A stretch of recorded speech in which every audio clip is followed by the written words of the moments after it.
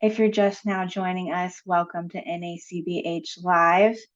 As you're logging into the webinar, if you want to go ahead and share in the chat where you're joining us from.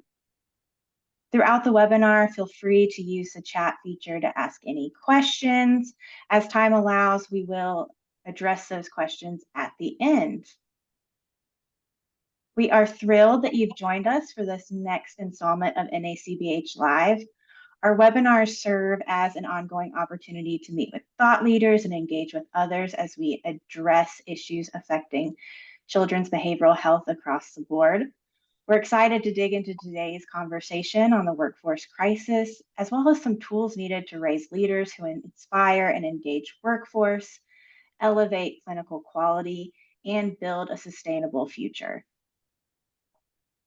We are joined by Ashley Jensen, a licensed marriage and family therapist in Washington, who has served children and families with complex behavioral health diagnosis and relational distress for over 13 years. As a clinician, she developed specialties in trauma-focused CBT, solution-focused therapy, parent coaching, and other evidence-based practices. Ashley has extensive experience as a clinical supervisor and service director of nonprofit behavioral health services provided via clinic-based settings, home-based wraparound services, and crisis response teams. As a senior manager of clinical practice at Cohen Veterans Network, Ashley's aim is to drive innovation in clinical leadership and spark creativity in child and family therapy. So Ashley, the floor is yours. All right, thank you. Thank you for having me and welcome everybody. I hope you all are having snacks or eating your lunch and taking a quick break from kind of the day-to-day stuff. So really appreciate being here. I'm gonna go ahead and start sharing my screen. Today we're gonna talk about some strategies that we can use to really support our workforce and retain the really great talent that we already have. So let me jump into sharing my screen, and then I'm going to tell you a little bit about Cohen Veterans Network, what we do, and move forward from there. So like Madison mentioned, I'm a licensed marriage and family therapist, and my clinical background is in working with children and families primarily. I've really had a great time kind of growing up in my career, seeing the complex needs that families have and how oftentimes a simple solution is not the solution. A lot of times it's a lot more complex than that. I also have had the privilege of being a clinical supervisor, directly supervising clinicians that are doing the work.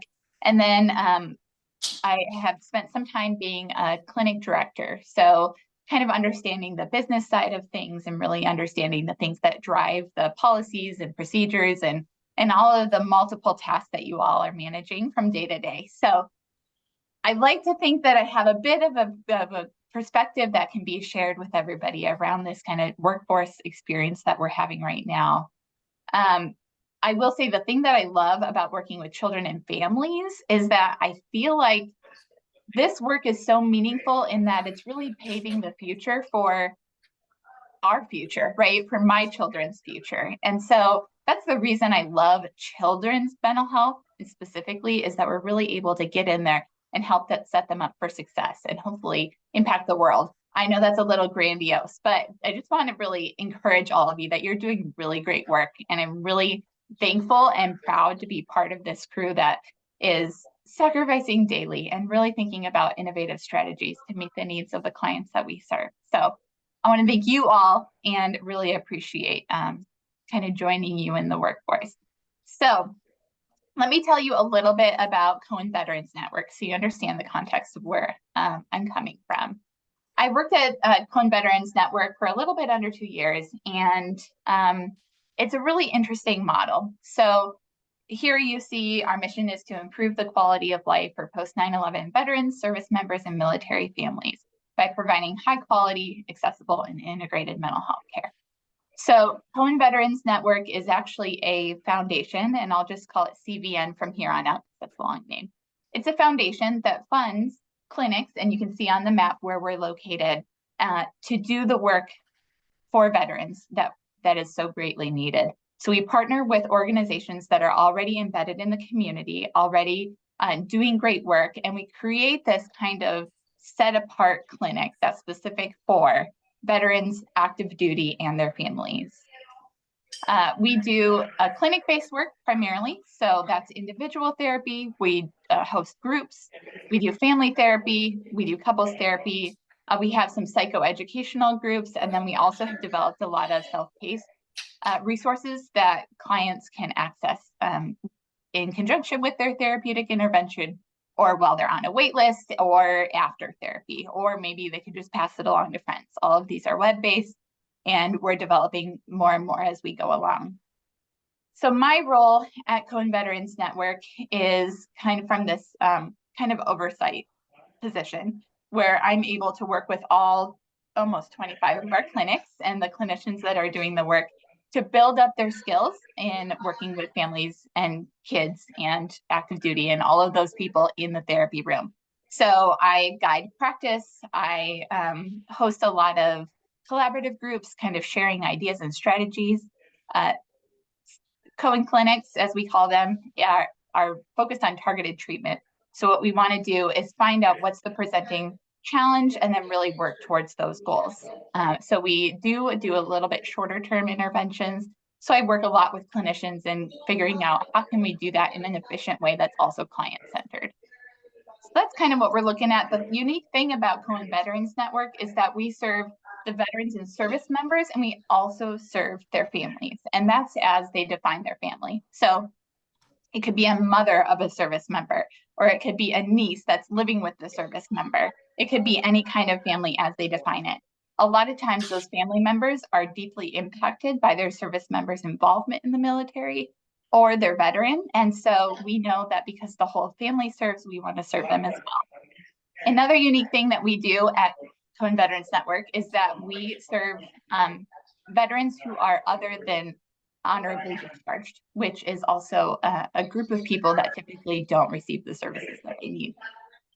So that's a little bit about who we are. My position is very unique in that I'm able to see how different clinic settings structure their leadership, and I'm able to kind of pull together the leaders from multiple places in the US to really see what works and share ideas. So it's really fun to be able to speak with you today because I know you're located all over the US with all kinds of experiences, and I'm really curious to hear your feedback on what I have to say today. So let's get into the meat of this. I'm sure you all have seen this map. If you haven't, it's just from the Kaiser Family Foundation. They pulled all this kind of data. And as of spring of 2023, 160 million Americans live in areas with a mental health professional shortage. And yeah, I lived in one of those. I think I still do. Right now, today, I work remotely, so I'm not super familiar with the demographics of my location because I just moved. But I moved from Washington State and know that there was a severe shortage. As you can see, the lighter states are the ones that have the most need, and then as we get darker, it's less and less need, but still significantly short. So in 2021, fewer than half of Americans with mental health disorders were able to get access to care when they needed it. I know on the front lines, you all know that this is not news, right? We know this, we're feeling it every single day. We feel it in our longer wait times. We feel it in the rise in acuity of the clients that we're seeing. We understand that oftentimes our long wait lists might contribute to hospital visits because services are just not available and families don't know what to do. We know that there are impacts in the school performance or in school behavior, safety, rises in abuse and neglect, right? Like there's just this workforce shortage is significant and it has deep impacts. Again, I'm not going to spend a lot of time talking about that because we already know that information, right? So now we want to talk about what can we do? Well, let's look a little bit at the top retention issues. So there are many retention issues. There are many things that cause clinicians to leave the field or to leave community-based mental health. These are the top 4, and I won't read through them, but I just want to acknowledge them. There's a handful of reasons why it's difficult to recruit our skilled clinicians. that can maybe be a talk for later. I'm not an expert in that area, but what we want to do is really look at what are the tools and resources we have today in our clinic settings that we can use to really bolster the retention of our staff that are talented, that are really passionate, that are really connected to our values. So my proposal to you is that one of your greatest tools that you have for employee retention is your managers and your supervisors. So as we move forward, really want to think about the fact that we may not be able to raise pay tomorrow. We maybe can't give people more time off than they already have. We know reducing workloads is maybe not going to happen, but there are things that we can do today. So often overlooked, these supervisors and these managers are the glue that's holding your organization together, right? They see the struggles that our clinicians are going through.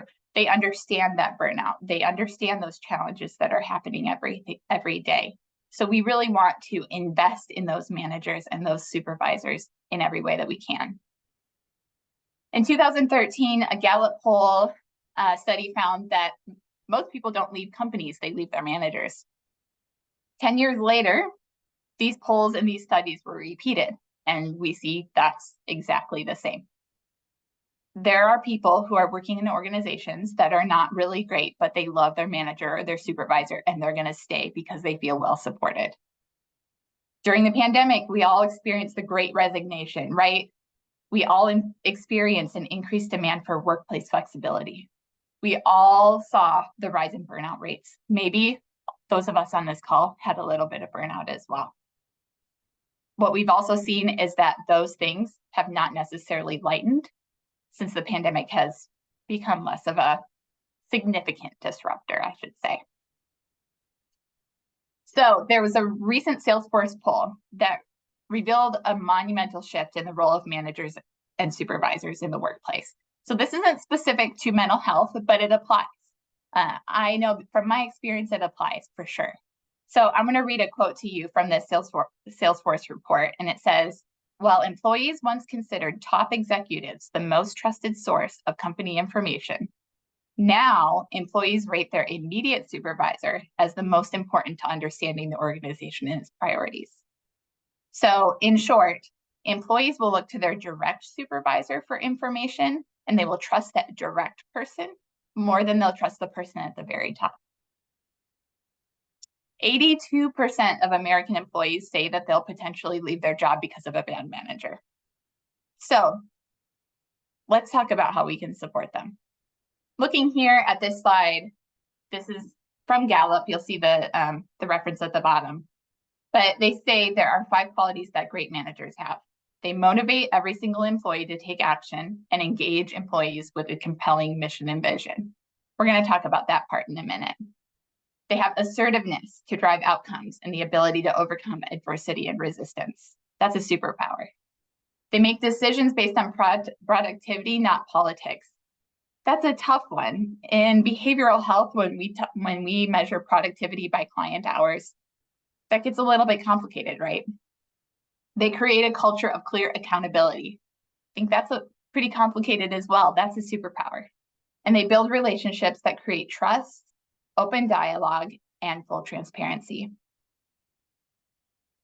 That piece about transparency is not in my presentation, but I will say one of my truest, deepest values is transparency as a leader. I have found many situations where it would have been much easier for me to give an opaque response, but I've defaulted to transparency and it's paid dividends. So, and then you'll also see it says their managers' engagement has a direct impact on employee engagement. So people who are supervised by managers that are highly engaged in the organization and connected and committed are 59% more likely to be engaged themselves. And engagement translates to retention. So let's talk about a quick elephant in the room. The majority of managers in mental health and in the world in general are not suitable or have not been well trained to be managers. That doesn't mean that they don't have talent. In fact, their talent or their skills, in this case, are the therapeutic skills that our managers have, are probably what kind of gave them a shining light, right? There was the spotlight on them because they were excellent with their clients. They had amazing therapeutic skills, and they had a lot to share and to teach to other clinicians that might be coming up under them. But that might be where it stops, or maybe it doesn't. But in some circumstances, and in my experience, I know that I was promoted to a manager or supervisor position, and I didn't know what I was doing in terms of leadership, in terms of managing people, because it's a different skill set. I think the clinicians that are in our field, they are primed and ready to be able to step into leadership positions because of the skills they possess in their clinical work. But those skills need to be really fostered and supported. And so we're going to talk about that a little bit as we move forward. All right, so now let's look at some of our strategies. Here are my 3 strategies, and we're going to go through each one of these. We know that our clinical supervisors can be overwhelmed with managing personnel issues, administrative tasks, and they're doing clinical consultation. And a lot of them have their own clients, right? It's a lot. So these days, I know from the clinicians or the managers I've worked with, and from being one myself, I know it's kind of a luxury to do anything other than the necessary daily grind. I might be reviewing notes. I might be reviewing the clinical hours that are being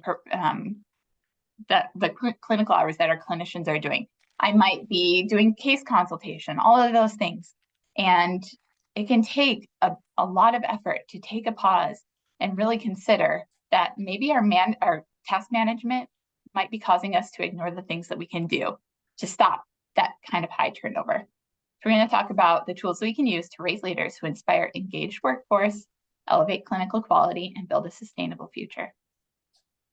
So the first one is lead with organizational values. So the first way we can invest in our supervisors and managers is to build a strong foundation around your values. Leaders who align with organizational values, implement those values are much more likely to feel empowered in their position, and it provides a really stable and predictable environment. So if I know that my organization is laser focused on the values that they have on their wall or on their stationery or in their email signature, then I'm going to know when things get hard or when there's a big decision coming up, I'm going to know kind of what's going to happen. And that predictability and stability is really important for clinician retention and for manager retention, which is really what we're looking at. So when we talk about values, we're talking about 2 different kinds of values. There's the core values, which are inherent. Those are the ones that are on your wall. Those are the ones that are in your email signature. Oftentimes people have memorized those things, right? So those are our core values. It's why we're different. What makes us different? What makes us amazing? What drives us? These are the things that should never be compromised. The other set of values are a little bit different. Those are called accidental values. And there are plenty of people who've talked about this, but I take a lot of this kind of material from Patrick Lencioni and his work around leadership. And he talks about how accidental values can be a real strength. They can create inclusivity. They can create a culture where people enjoy being around. But on the other side, they can be exclusionary. So you really want to think about, how are my behaviors and my decisions as an organizational leader communicating the values that we have? Because I think in any organization, you could ask an employee, what are the core values of your organization? And they'll list them. Here are the 3 things we care about the most. And then if you say, be honest with me, what are the actual values? Those values might be a little bit different. So I would encourage you to really take some time to think about, what are the accidental values that are being displayed in a day-to-day in my daily behaviors, but also in the organizational decisions that I make? So one action step would be, get your leadership team together, get your supervisors and your managers together, look at the values that are written on your wall and say, like, how do we operationalize those? How are we already expressing those values? And where could we make a difference here? What are some accidental values that are coming through? What are some things that are feeding into our culture that could be better, that we could address?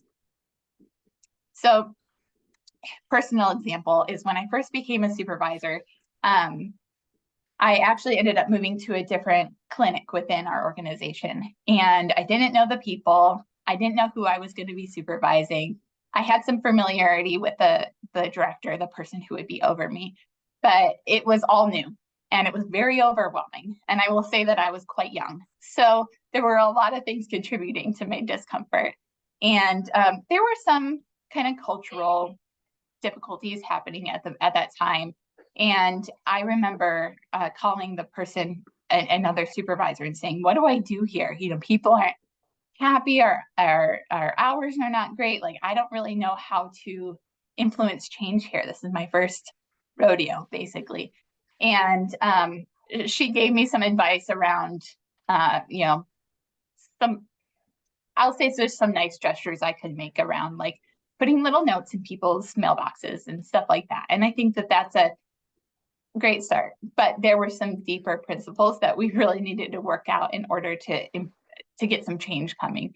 So I did a lot of reading. I did a lot of trial by fire, and really kind of decided like the only way that I was going to be able to create a culture that where people enjoyed working, where they were motivated to do the hard work, where they were creative and innovative, was really to nail down exactly how the organizational values in my organization, those ones on the wall, really played out day to day. So I looked through them all and I operationalized them, and I was just this young and excited leader. And man, I'll tell you, it took a couple of years. This was a process because people don't build trust just because you ask them to.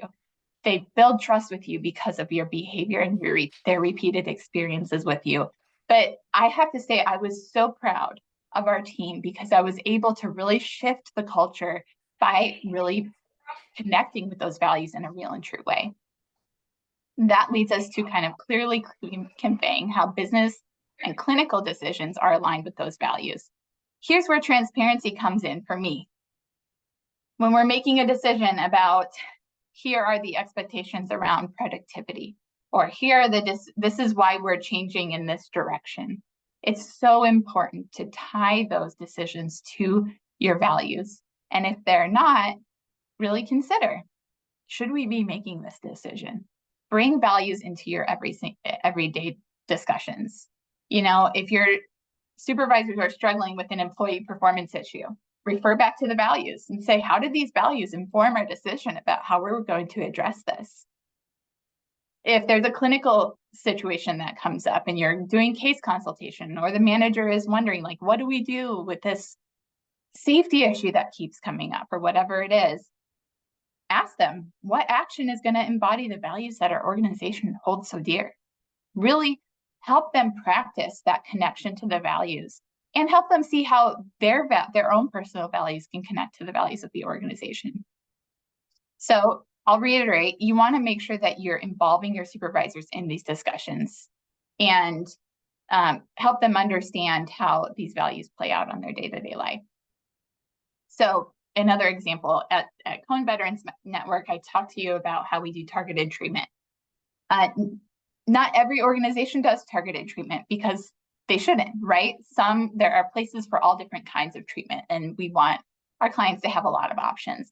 But our kind of lane is targeted treatment. That means 8 to 12 sessions, really focusing in on one presenting problem. And as a therapist, that can be really difficult. There are a lot of challenges. And as a manager or a supervisor, it can be really difficult to support that kind of intervention because it's so quick. And there are a million reasons why we do it this way, but we can clearly tie it to our value of excellence. The word excellence means a lot of different things, right? But in our terms, it's excellence in terms of we are serving the service member as quickly and as efficiently as we can, because what we know is our population, service members, don't necessarily have a long time to process through some of their struggles. So our role in this very narrow window of treatment and this entire, kind of ecosystem of care is to do a very targeted treatment approach. And so we can tie it to our values and understanding that it's founded on something strong. And then my role is to help our managers and our supervisors really communicate that and support their clinicians and how to do that in a way that's client-centered. And then another way to lead with our organizational values is normalize the values talk and integrate it into accountability, bidirectional accountability, and celebrate behaviors that are aligned with our values. So this is easy. I used to do this when I was a younger supervisor, and when we would have team meetings, I'd say, like, call somebody out in front of everybody and say, hey, so-and-so did this really awesome thing, and that really aligns to our strength-based culture. And I'll say something specific about why. And it can be something so easy as that, is really celebrating when people are acting in alignment with the values. You also want to return to those values when you have a performance issue. If there's somebody who's acting in a way that's not in alignment with their values, we want to support our managers and our supervisors in addressing it in a way that aligns with those values. That helps us make sure that we're not showing partiality. It makes sure that we're consistent. And again, it's building that culture of accountability. And then while we're talking about accountability, we need to talk about accountability to us, right? So we want our supervisors and our managers to feel completely comfortable to call us out when we're not behaving in a way that is in alignment with the values, or when a decision doesn't appear to be made in alignment with those values. We want them to have complete ownership, to where they're able to say, explain to me how this decision that you've made really aligns with our mission and the way that we do work here. So again, it's creating a stable work environment. It's predictability. It's saying, we know if something goes south, that we can return to the thing that makes us us, and we're not going to stray from it. And then there's another piece about evaluating performance. So one other tweak that I would encourage you to do is, if your performance evaluations aren't centered around organizational values, to really take a look at that. And again, you're just equipping your managers and your supervisors to be able to have conversations around this that really emphasizes the culture and really builds upon your strengths. And then we want to make sure that we're recruiting people who are aligned with our values as well. So while you're interviewing those clinicians who want to become managers or supervisors, ask a lot of questions about how they play out the values that you all have and how they would do that as a leader. It's really important. And we want to give specific, actionable feedback as it relates to those values. Okay, I'm going to move on to the next one, which is investing in our supervisors and managers, creating advancement and growth opportunities, sorry. So I use supervisors and managers interchangeably because it really varies based on organization, what you call them, but this is really kind of those middle people, right? The ones who are really overseeing the day-to-day work. So I mentioned before that across the US, very few people who are in management roles have been well equipped to be those managers.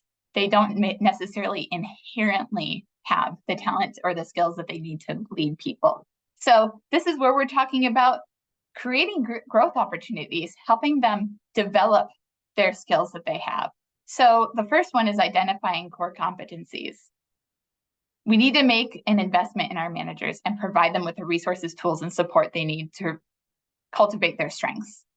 So, I already mentioned they may not have the leadership skills they need. So what are some ways that you can leverage the tools that you already have to help them build their strengths?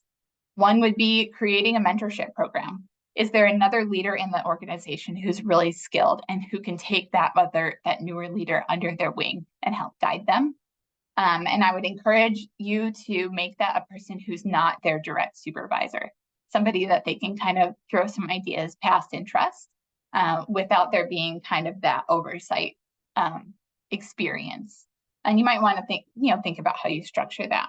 The other one is just, how did I learn? I sat under a really great leader, a couple of really great leaders, but I also read a lot of books. I read a lot of articles. When I was a director, we did kind of some discussions around certain topics, or I would send articles or podcasts. Everybody knows I love podcasts. And so really utilizing those free tools that are out there to have a discussion maybe when you meet with your clinical leadership team weekly or monthly or whatever it is, have a topic ahead of time and have everybody come prepared to share a little bit of an idea about that topic. Maybe it could be something around, we're really struggling with holding our staff accountable because we know that they're really overworked. So let's use that as a topic and come together with some ideas of how we can have this accountability, because we know we need to have it, but also really support our workforce. So that's kind of a group experience. And then, like I said, the mentorship. And one thing that I've noticed, and that I know because of data, is that oftentimes professional development is dependent on their tenure or how long somebody's been here. So if you've been here for 5 years, we'll send you to this really great training. But if you really pause to think about it, we should really be front loading a lot of those training opportunities to really set people up for success.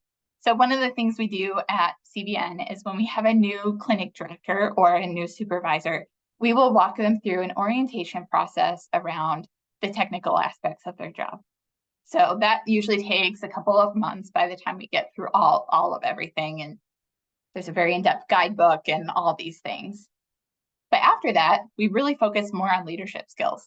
So we're developing a kind of a leadership onboarding program that goes through the entire year. And it's not a real formal thing, but we're really identifying what are the core leadership competencies that we want to see in our clinic leadership. How can we support them in that way and get a little bit organized around it? And then after that year, we get them enrolled with a kind of professional leadership program that exists. We contract with another organization. And so we really spend that first year embedding this kind of like the cultural values and the leadership skills that we want them to have. So one of the things that I really thank my the supervisors and a lot of my former bosses is that they really gave me opportunities to explore things that I cared about. They gave me development opportunities. It didn't have to cost any money. They would brainstorm things with me. I'd come to them with a question about a certain topic, and they would like send me down a rabbit trail of a website or something like that. But then they also created opportunities for me to get more professional development. And I really, really appreciated that. So every stage of the career, we want to be really pursuing that professional development and giving them what they need. We also want to help them identify their strengths. So we know that supervisors who use their strengths every day are 6 times more likely to be engaged at work. And because of doing strengths-based work, we know that focusing on somebody's strengths is significantly more powerful and impactful than it is to focus on somebody's weaknesses. So building up strengths is more effective and efficient in developing a leader than it is focusing on their weaknesses. Of course, we can't ignore them. I'm not asking you to take the list of things they need to get better at and throw it out the window, right?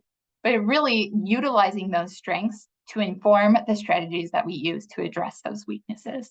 We want to call them out. We want to showcase them. A lot of times we worry about, overworking our supervisors. And I even said at the beginning of this, they are probably overworked and a little bit stressed out. But oftentimes that kind of encourages us to not ask any more of them. One thing that I do know, though, is that once somebody has acknowledged a strength in me and has asked me to mentor another person, to do a quick training, to just have a quick phone call with someone who's struggling, it has empowered me. And it's also really aligned me to the organization and made me feel like I am very valuable here and I'm needed here. And so even though I had a long list of tasks to do that week, really being able to utilize my strengths and being acknowledged for those unique strengths that I brought to the team made me feel a lot more connected to the organization. And again, when you're calling out strengths, you want to be specific and relevant, right? So recognition is a lot more meaningful when they're tied to specific accomplishments or specific objectives. And we talked about tying things to value, behaviors to values. We also want our feedback to our managers to be very specific, saying things like, you're a really great leader. It's just not meaningful. Find the things that they're doing that are really showcasing their strengths. And then the other piece is empower supervisors to take on more responsibility or pursue interest within their role. If you have a manager who's highly organized and wants to implement some kind of system to make scheduling appointments more efficient or documentation more efficient or whatever, encourage them. Encourage that ingenuity. Call it out. Celebrate it. Again, if somebody is coming to you with an idea, embrace it as much as you can. Again, it's really creating this teamwork and this sense of belongingness that will go a long ways. And as we saw earlier, engaged managers then create engaged employees. Again, this whole talk is about how can we really empower our managers and build up our managers and supervisors in a way that benefits them and then also benefits our employee retention and the quality of work that we're able to do. All right, my third piece is about prioritizing connection. So, something interesting just off the cuff is when the Surgeon General made this big announcement that one of his biggest concerns is around isolation and loneliness. That really hit me hard, and doing a little bit more digging about the mental health impacts of loneliness and the relational impacts of loneliness really made me think about what that means in the context of work, right? A lot of times we can become more isolated even if we're working in an office with people because we get so focused on those daily tasks. Oftentimes, connecting with employees is seen as extra work for supervisors, right? When I was a director, we had a doors open policy. So all of our leadership kept the doors open, their office doors open as much as they possibly could, unless they needed to close it for employee privacy. And that was really to convey this message of, we are here to connect and support. All that other stuff can go to the side for a minute because we want to prioritize connection. You really want to empower those supervisors and those managers to do the thing that they love the most, probably, which is to connect with their staff and support their staff. So connection starts with you, right? You as the organizational leader that may be overseeing managers. And that starts with you taking the time, just like you want them to take the time. Take the time to get to know them. What are the things outside of work that they love to do? Of course, let the manager or the supervisor lead in how much they want to share with you. Some of them are much more private. I know that I have some coworkers who view their coworkers as family and some who view them as coworkers. And so we all have different levels of comfort and levels of involvement that we want to have in our workplace, but really lean in. Our supervisors spend all day tending to staff, and often they get lost in the shuffle. So there might be an HR policy change that happens, and you might let your supervisors know and talk about it. How are we going to communicate this with staff? But sometimes we forget that we need to pause for a minute and ask our supervisors and managers, how does this impact you? How does this HR policy impact you? Does this change things for you? What can I do to support you? And really focus in on connecting with them and understanding the way that their jobs work and their perspectives on the work. And we want to celebrate their uniqueness. We want to empower them and encourage innovation, creativity, and commitment in them. So that's what you can do. When there is a change brewing, ask for input from the supervisors, even if they're not the final decision makers. So I know that oftentimes our organizations are not democracies, and they weren't intended to be, right? There needs to be leaders who make decisions because oftentimes those leaders have a perspective that is a bit broader than the day-to-day. There are also all kinds of external factors that might drive us to make a decision.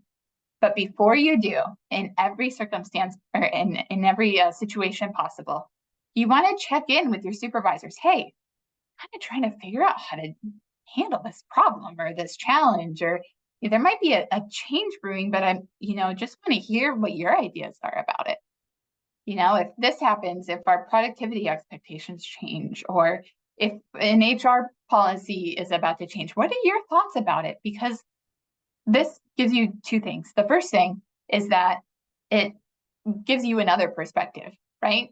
How often do the big leaders, they are in their office, they're doing the role that they're meant to do.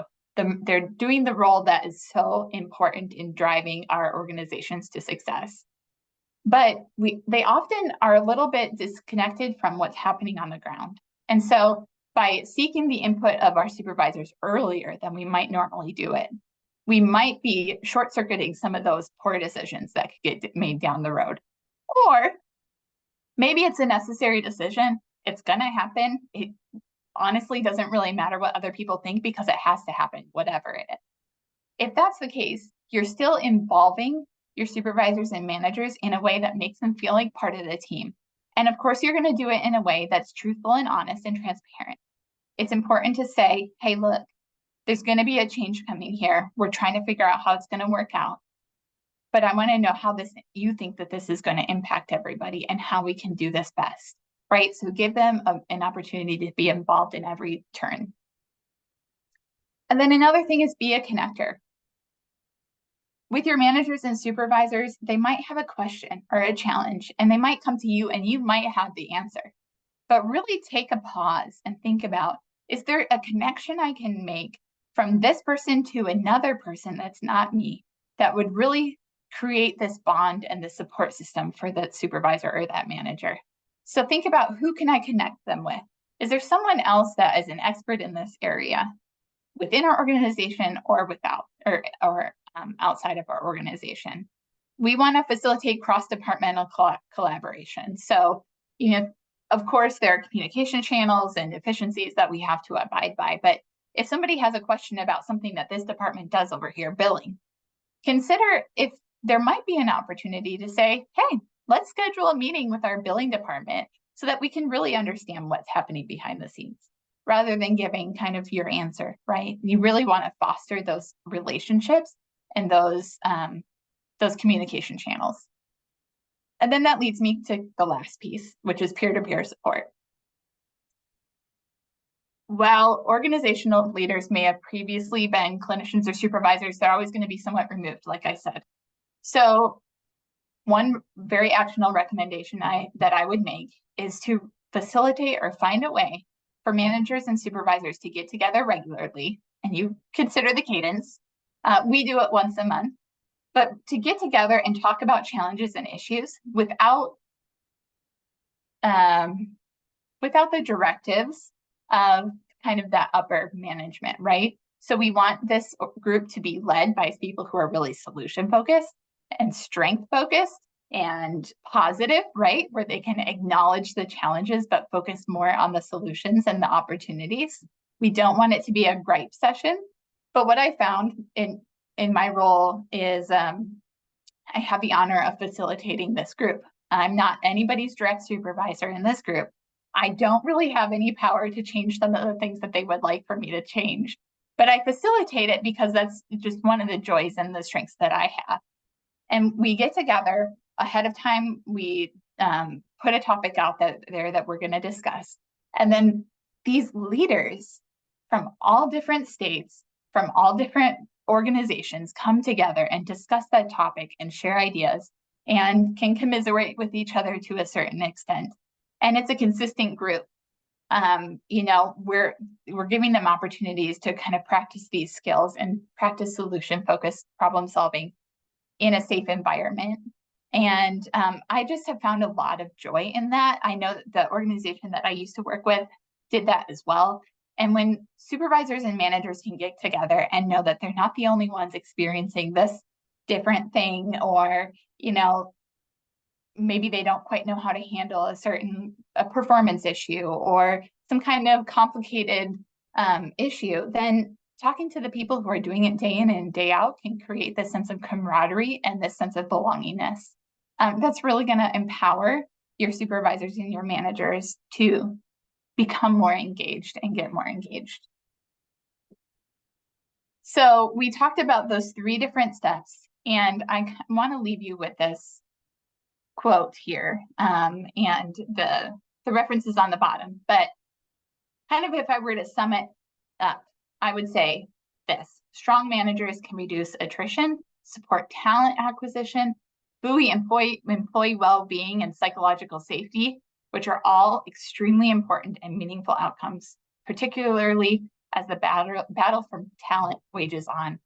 And what I will say is I completely identify with the challenges that you're having with retaining and recruiting really great staff.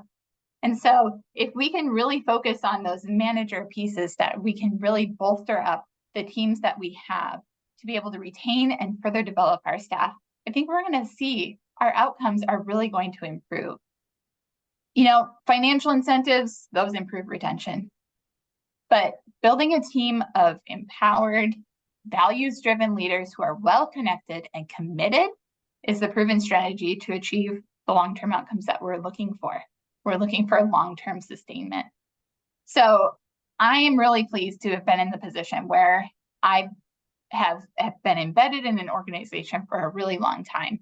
And I left that organization because I needed to move and join this new organization, Cohen Veterans Network. And so going from this position of being embedded and really understanding in a very visceral way the challenges of leadership in behavioral health, to having this more broad view and being able to see the impacts that certain behaviors had on different clinics and certain initiatives had on clinics.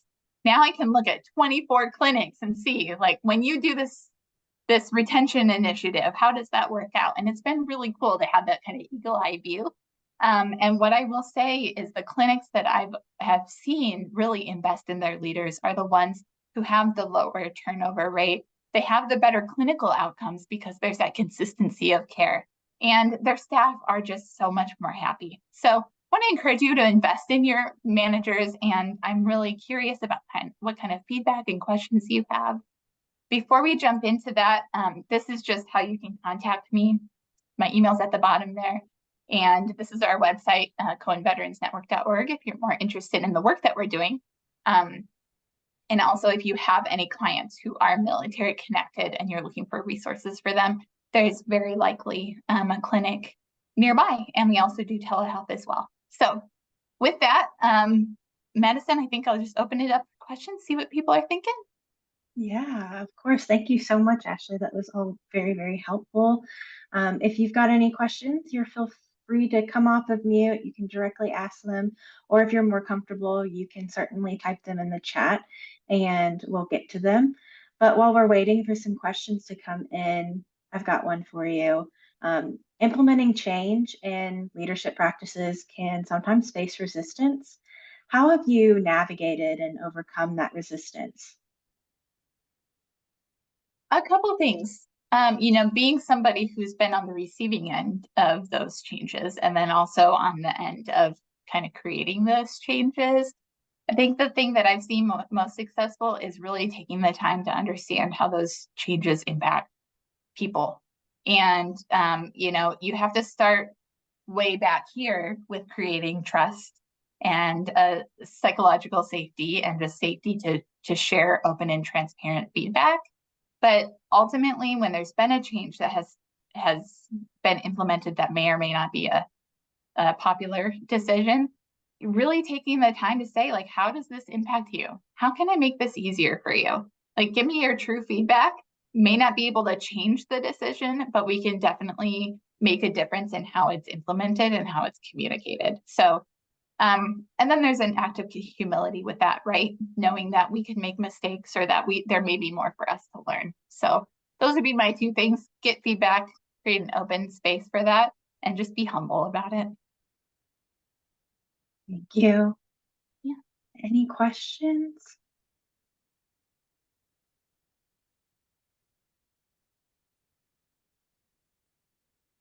Well, you gave a lot of really good practical advice, and I would love if you could just sum up what's that one key action that you would recommend for someone to take after attending this webinar? Yeah, I would say today or tomorrow or Monday, carve out an hour to really think about how you are communicating your values and how that translates to a manager's experience. Really think about what are the opportunities that we're giving to our managers and our supervisors? How do they feel a sense of belongingness? Kind of, I think my biggest takeaway when really kind of researching and pulling together this presentation is that a lot of times we focus on the direct staff, and then we focus on the big policies and procedures that are necessary. And these managers are really dealing with the day-to-day, and they're the ones who save you at the end. They're the ones who are really holding things together. So what can we really, take some time to assess, what can I do to really bolster and support and create a sense of belongingness in that group of people? Fantastic. Yeah, just 1 hour. Yeah. Any other questions?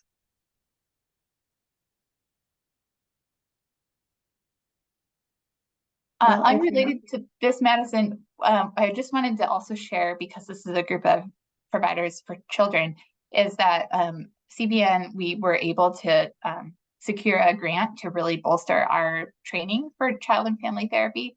So we're going to be able to offer a few different trainings for free to open the community. So I'll send you links when we get that, and you can share that information as well.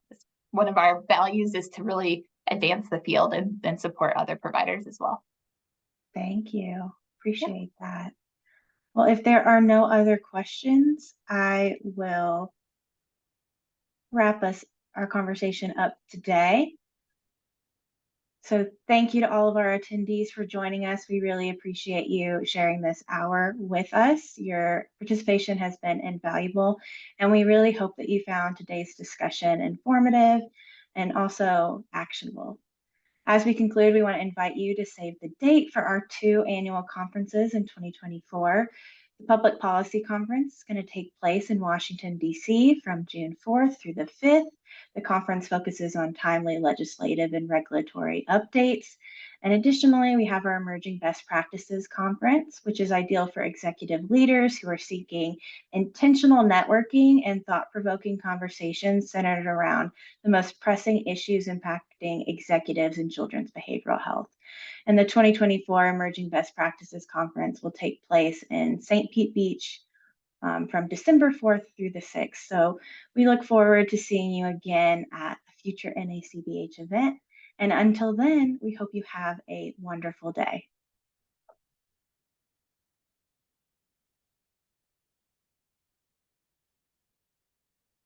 Thank you all.